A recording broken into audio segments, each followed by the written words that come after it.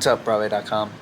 Welcome to the penultimate episode of Family Tree. I am currently sitting in an empty orchestra pit before a two-show day, and I know you guys have already met Redwood, but this week I want to show you a little bit more of the inner workings of the sound and music here at Redwood on Broadway. What do you think, Tom Kidd? Good idea?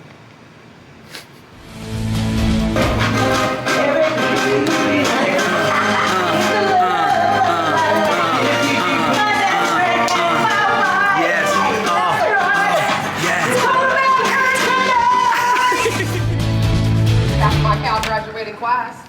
He's the only scientist who can be What's happening? Rich Mercurio here. Drums at Redwood. Or, as we like to say, Shredwood. For those of the Broadway.com people who don't know, usually in the orchestra, the drummer is separate from the rest of the pit because it's too loud. It is too loud. I mean, look at this equipment. Can you show us what you got? Yeah, I mean, basic kit. Got some electronics, so we get certain sounds that we can match up with sounds that we're trying to, keep in line with some of the big sample tracks that give us the vibe of the Redwoods. So we have some things here and here. So the big drum sounds, so we'll play these, but in addition to those, they'll have some samples of some big, big drums, give us the vibe of that. Some electronics to play, play some stuff over here that just sort of fit in with between the tracks and a couple songs and tracks and the rest of the band. So. And you have a direct line to Julie. Julie's over there. I also have these two right here. Sometimes I'm over here playing, so it's easier to see. You can always see. Yeah. And you also get to see the show too. I get the show. I watch it all day. I watch it. Off of that. You're off book. You could probably play Finn. You're ready. Where are you going for my track too? I'm ready to go in for Finn. Get me up on that tree. Okay.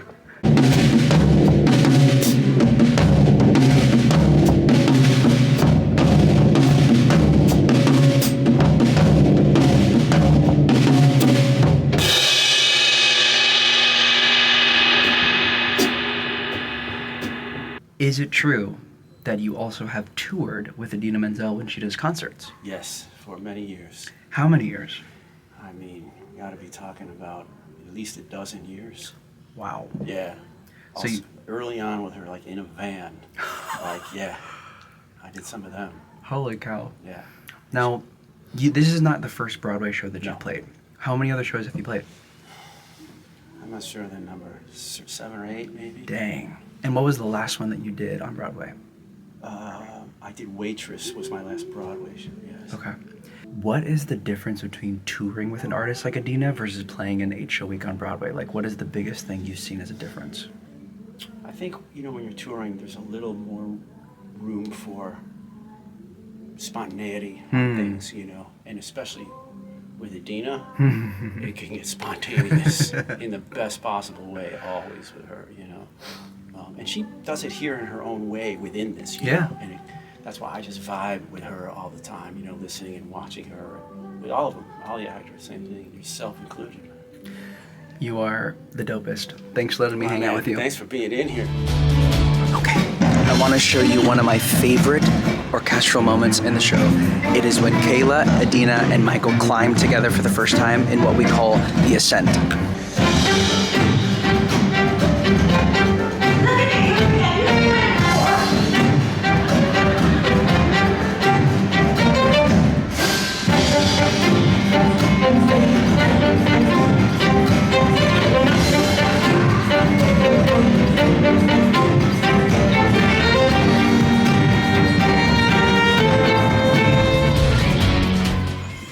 Julie, hi. Hi.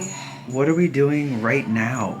Well, right now we're about to have a quick little vocal brush-up rehearsal. Thanks for coming. Thanks, Julie, for having us. Do you have a charcuterie anywhere? Michael, focus. Michael. Sorry. And taking all the trees. And that's Broadway. And that's Alrighty, we just finished the matinee, and I came into my dressing room to find a big stack of playbills to sign for Broadway Cares Equity Fights AIDS. And these are very special playbills because they are playbills from our opening night on Broadway. You can always tell if they're opening night ones because it'll tell you on the top of the title page. It'll say, as you can see, opening night, February 13th, 2025. That's pretty cool, right? So just finishing up doing that. Scout says hello. I'm gonna go grab my food. Will you guys just watch Scout for a quick second? Thank you very much.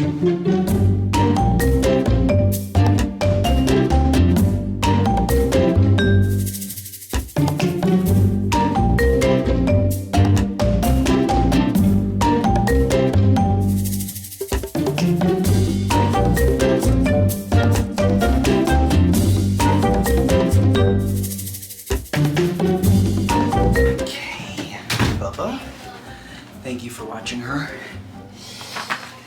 Did I miss anything? I did it.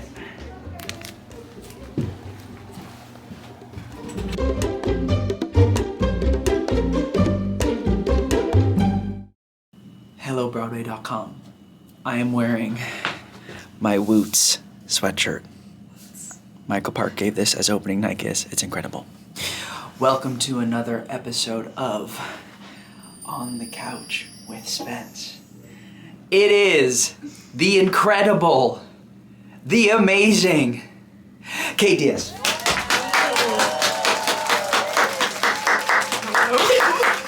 Kate.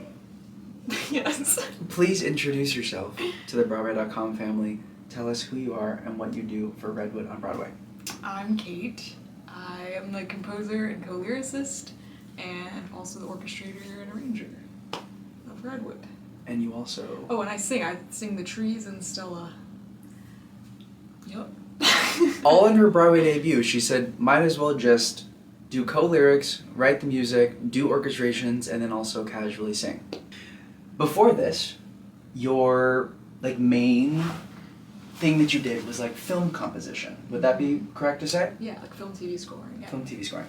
How has creating the soundscape for a Broadway musical, how has that primarily been different? What would you say is the main way that has been different? It's kind of opposite in a lot of ways because in scoring, music comes at the very end. It's the last thing that you do. The whole film or the TV show is shot, edited, pretty much locked, and then you kind of go through the director and see where the music's going to be and you write to that.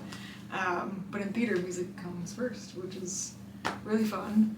And I think it was awesome that, working with Tina, she's the director as well, so she kind of had ideas of the visuals. So I'd have her kind of talk through those and obviously the script and everything, but I would kind of imagine what Hannah might do or what you guys might be doing on the stage and write to that, which I felt was very inspiring, kind of made me go in a lot of different directions, and then it's never what it actually is in the show.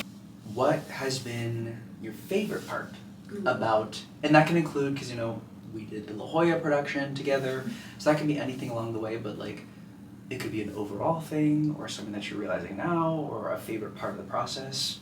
What would you say? Ooh, I'd say two things. One is, I think anytime I would get to hear one of the actors sing the song for the first time, that's always really special because you guys bring it to such a different place.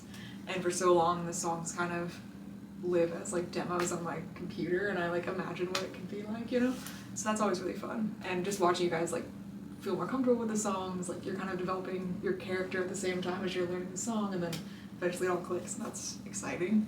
And I'd also say our first band rehearsals were amazing, just because again it's all the demos I kind of mock up everything, and just live instruments are so much better. And yeah. I remember for my the time that my audition or my callback that I was in the room, you weren't in I was town. on Zoom. You were on Zoom. You came in and you just crushed it. Oh please, was, you have to say that now because you're stuck with me now. No, it's true. Okay. How many songs have you written for the show? Ooh, I don't know. Cut and kept. Probably around 30 in total. Because we cut Is that a lot? Is that a little? I don't know. 30's a lot. Okay, it's probably around 30, I would say. It's been like 4 years. And we cut like, I replaced like 6 for Broadway. Right. And then, yeah, along the way there were like a few here and there. And there's like about 20 songs in the show now. So yeah, probably 30-ish. I feel like it's probably more.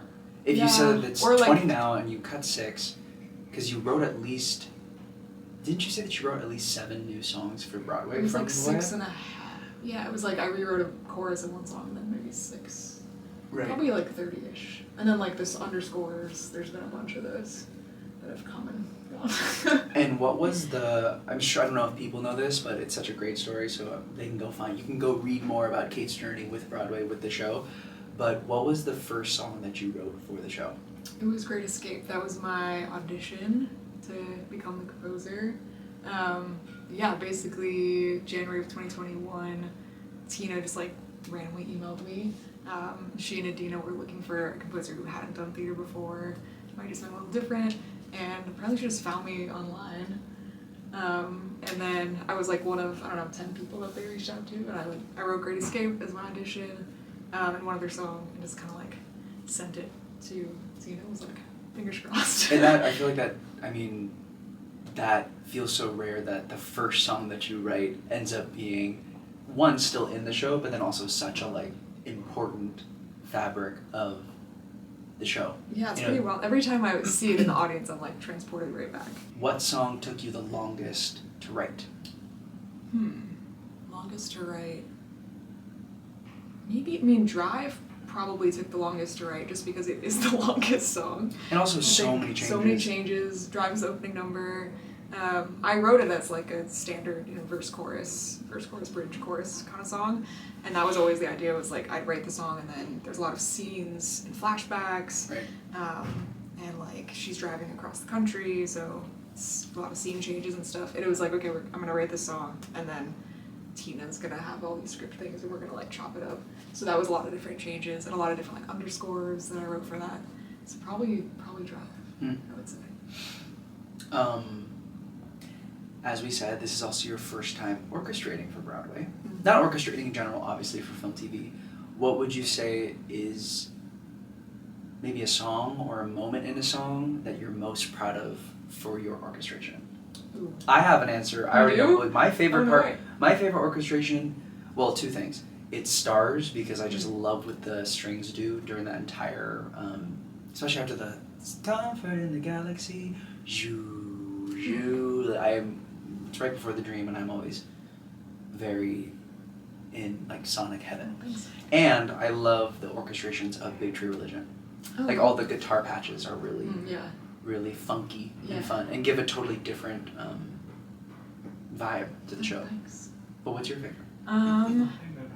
I would say The Ascent is one of my favorites. That's the climb. Yeah, it's like when they first climb up the Redwood. It's completely an instrumental.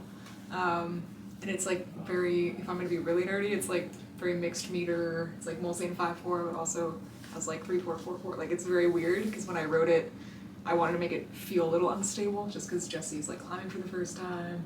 It's a lot of like fun, crazy string stuff. I love strings. Fun, crazy string stuff. If you know, you've probably seen the show, you're like, there's a lot of strings in this show. But yeah, that was a really fun one to write. You already mentioned this, but you sing in this show. You are the voice of Stella. Did you think that your voice would be heard on a Broadway stage 8 times a week? And how does that feel? Yeah, it wasn't the original plan. It wasn't like, I recorded all the vocals for my demos while I was, writing and orchestrating the show. And originally, like, I just didn't think it was gonna be me. I thought we might get a chorus at one point. We did, in one of the early workshops back in like 2022, we had like an 8-person choir, which was amazing, and they were all incredible. But at the end of the day, it felt more like ethereal to have it be like one person layered with effects rather than like choral. And then just one day they're like, maybe we'll just leave you in. And it's weird because like all the vocals in the show are like kind of demo vocals. Like I just recorded them in my apartment, like really randomly. Like they're not, perfect in any way, but it kind of And then now they're works here. for the show. Yeah, It it's does great. because it feels.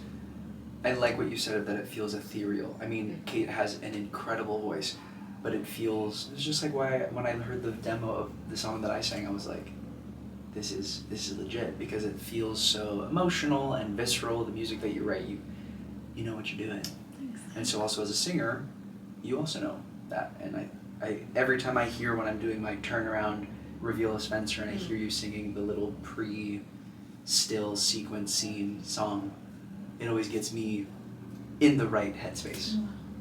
Amazing. Yeah, come on, Kate, Broadway singer. Last question. Okay. There are a lot of motifs that happen in a musical, so something that the audience will hear over and over again, maybe in a different way, orchestrated a different way, or part of a different song that kind of gives a sense of a common thread for audience members and maybe a sense of resolution if they hear it again at the end of the show to kind of wrap things up and feel a sense of we all went on a journey together and now we can exit with the newfound knowledge.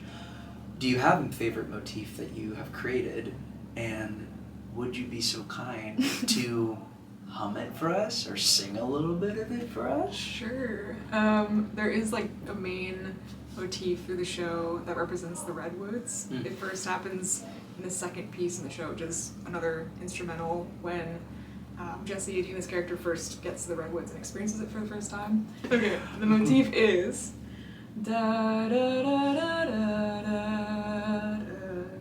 da da da da da. That's the motif. There it is. Thank you, Zach. Beautiful! Don't you forget this one's name because she's incredible, and I'm so glad that you are now a part of the Broadway musical theater and theater landscape. Thanks, Zach.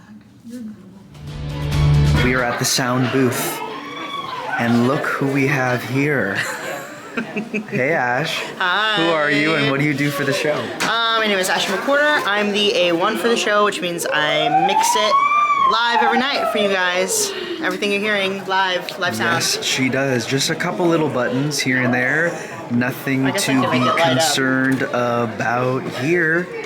Look at all these screens. What? Okay, Ash. Yeah. How many Broadway shows have you worked on? This is my 8th. I didn't know that. That's crazy. This is my friend got me this magic 8 ball for opening. That's gorgeous. Okay, so you've worked on a bunch of Broadway shows. What makes the sound system for Redwood special? I think the sound that we use for Redwood Special is that we're using the surround environment that we create as like a voice of the tree. So it's like we're telling a story with how we're using the surround sound system and how we're interfacing with it, so that it sort of envelops you like you're in the forest, and when we're not in the forest where there's no surround at all, it's a very like pointed, straight sort of thing that we're doing. So it's a sort of environment and like an extra sort of element to the story that you don't really know that it exists, but something that the sound designer and I worked on to make happen. And that we as the audience and Yes. the actors Yeah, feel. It's like yeah. it makes us as the actors and the audience feel that it is that immersive. Yeah, immersive, kind of- yeah. It feels very immersive, and like you're sort of in it, and all of a sudden you're like, wait, what's behind me? And you're like, it's a tree. Boo! Boo! She's a genius, and we love her. And she's wearing the Redwood. Redwood, the best band on sweater. Broadway, baby. Orchestra, come on. It is the end of week 5, which means we only have 1 week left of Family Tree, which is crazy. And we are going up, up, up, and away. You have something in your nose. You have something in your nose. I do? What